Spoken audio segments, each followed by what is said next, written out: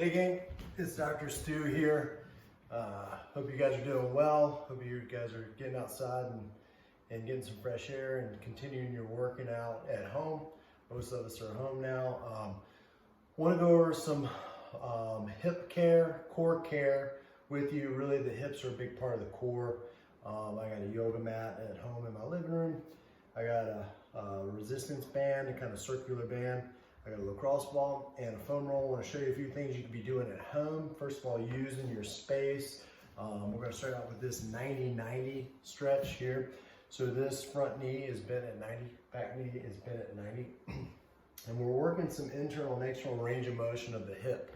Both the hip that's in the front and the hip that's in the back here. So I want to work over this knee with my chest and kind of find those tight spots in the hip. And then when I find one, I want to kind of pulse into it for a few seconds and then move on and look for any other tight spots to kind of pulse into.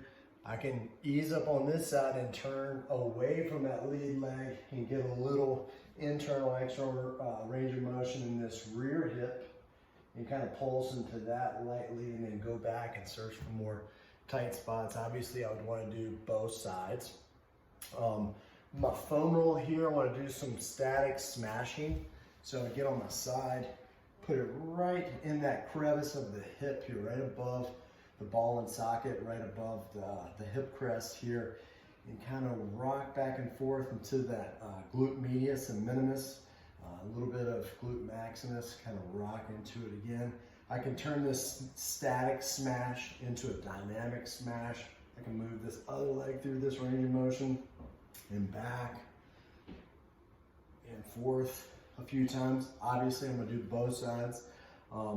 If I need to get more fine tuning or more specific with the spot, I can remove the foam roll and I can use this lacrosse ball to get into some smaller areas that need some work and kind of rock back and forth on that. Again, I can add that dynamic hip movement here and get some other hip stretching while I'm smashing this glute medius.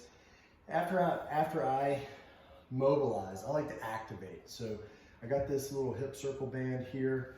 I'm going to show you a quick activation with this. Feed my legs through. I want it above my knee, and I can do some banded glute bridges with a little external force out or external rotation of the hip at the top. I do 12-15 repetitions here, and then I would roll to one side and do some just clamshelling here. Again, 12 to 15 repetitions, and I would do the opposite side too. Guys, stay consistent with your exercise. This might not be the time to get gains in your strength or PR or anything, but you can keep up with consistent exercise. You can keep your health and fitness in check. You can take this time to work on mobility and flexibility. These are really good exercises too if you have chronic low back pain or you consistently have back pain or hip pain. So try these out. It doesn't take a lot of equipment. Let me know what I can do for you. You can private message me on Facebook.